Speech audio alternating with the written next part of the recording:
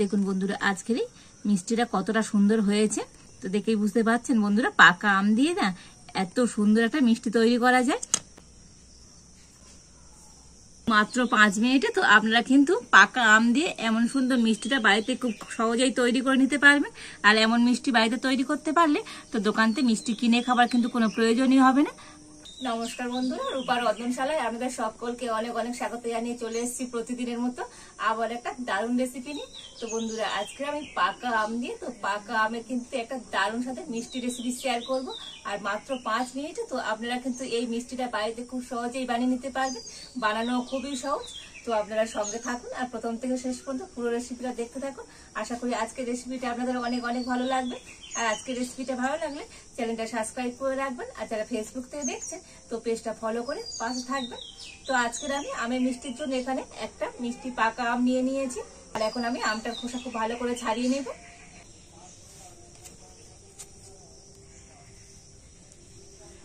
তো আমটা আমি আগে থেকে খুব ভালো করে ধুয়ে রেখেছিলাম। আর এবার আমের খোসাটাও কিন্তু খুব ভালো করে ছাড়িয়ে নেব।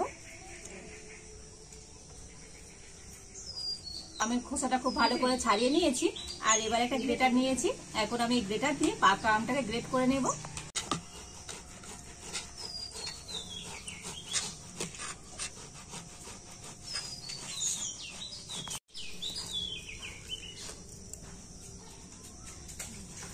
তো দেখুন পাকা আমটা খুব ভালো করে আমি গ্রেট করে নিয়েছি।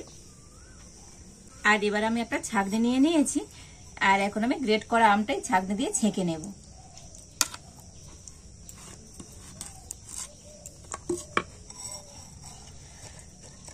তো বন্ধুরা আমের পাল্পটা কিন্তু অবশ্যই একটু ছেঁকে নেবেন, কেননা এই পাল্পের মধ্যে না অনেক ছিবড়ে থাকে।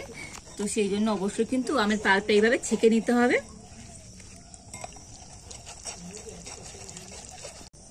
তো দেখুন এই ছিবড়েটা রয়ে গিয়েছে, তো ছিবড়েটা আমি ফেলে দেব।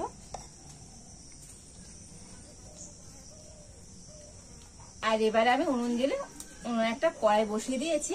আর কড়াইতে আমি এখন দিয়ে দেবো 1 চামচ ঘি।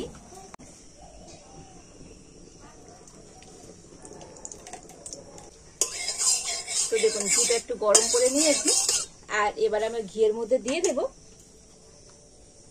1 বাটি সুজি। আর ঘিয়ের সাথে সুজিটা একটু ভেজে নেব, মানে খুব বেশি ভাজবো না, একটু হালকা করেই ভেজে নেব। তো দেখুন একটু হালকা জাল দিয়ে তো সুজিটা কিন্তু হালকা করে ভেজে নিয়েছি। আর সুজিটা যেন একেবারে ভেজে লাল করে দেবেন না, এইরকম সাদা থাকবে। তো এইভাবে করে কিন্তু সুজিটাকে হালকা করে একটু ভেজে নিতে হবে। আর এখন আমি সুজিটা নামিয়ে নেব।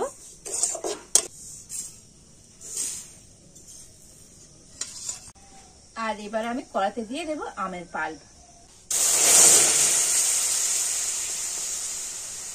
আর ওই আমের পাল্পের মধ্যে দিয়ে দেব 1 বাটি চিনি।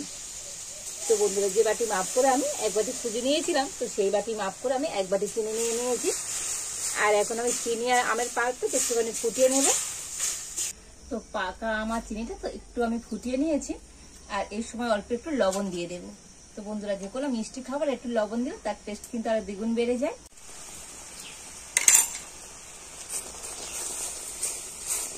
তো দেখুন আমার পাল্পটা কিন্তু একটু ভালো করে ফুটিয়ে নিয়েছি। আর এবার আমি আমের পাল্পের মধ্যে ভেজে রাখা সুজিটা দিয়ে দেব।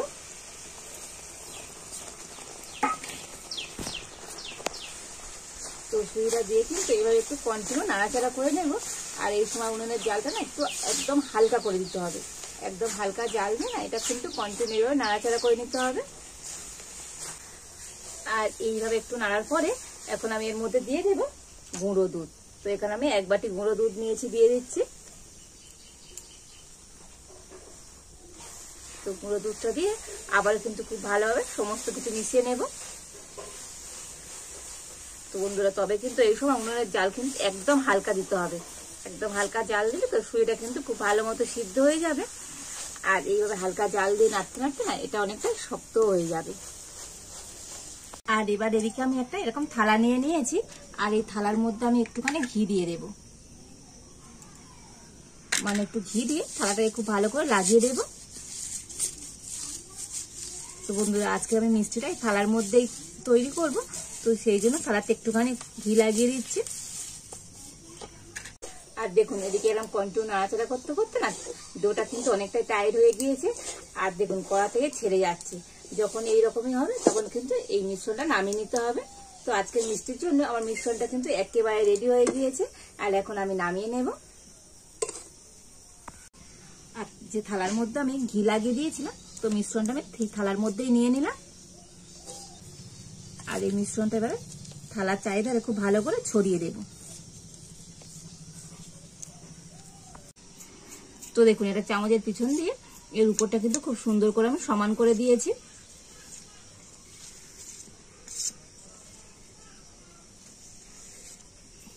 আর এবার আমি এর মধ্যে একটু পেস্তা বাদাম কুচি করে কেটে নিয়েছি, তো দিয়ে দেব।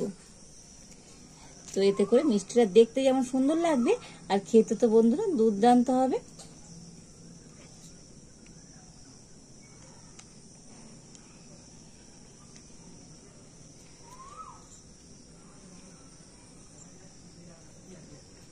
তো পেস্তাটা দিয়ে না একটু এরকম চেপে চেপে দেব। তো হাত দিয়ে একটু চেপে দিতে হবে, যদি এটা গরম আছে তা একটু হালকা হাতে এইভাবে আমি পেস্তা দিয়ে আর একটু চেপে দিচ্ছি।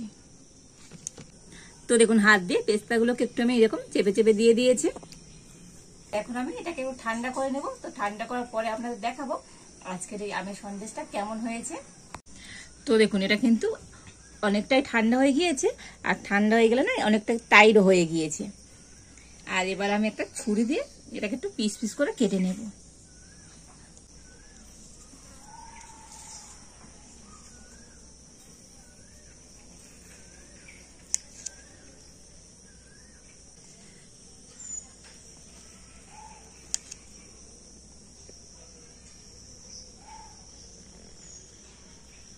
তো বন্ধুরা মাত্র 5 মিনিটে যে এত সুন্দর আম দিয়ে আর আমের মিষ্টি তৈরি করা যায়, তো আপনারা না দেখলে বিশ্বাসই করতে পারবেন না। তো বন্ধুরা আজকের এই মিষ্টিটা আমি চৌকো শেপে কেটে নিচ্ছি। তো আপনারা আপনাদের পছন্দ মতো শেপ দিয়ে মিষ্টিটা কেটে নিতে পারেন।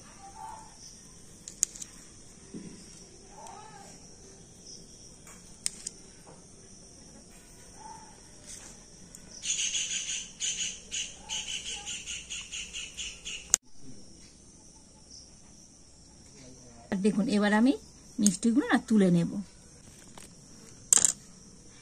আর দেখুন বন্ধুরা আজকের এই মিষ্টিটা কতটা সুন্দর হয়েছে।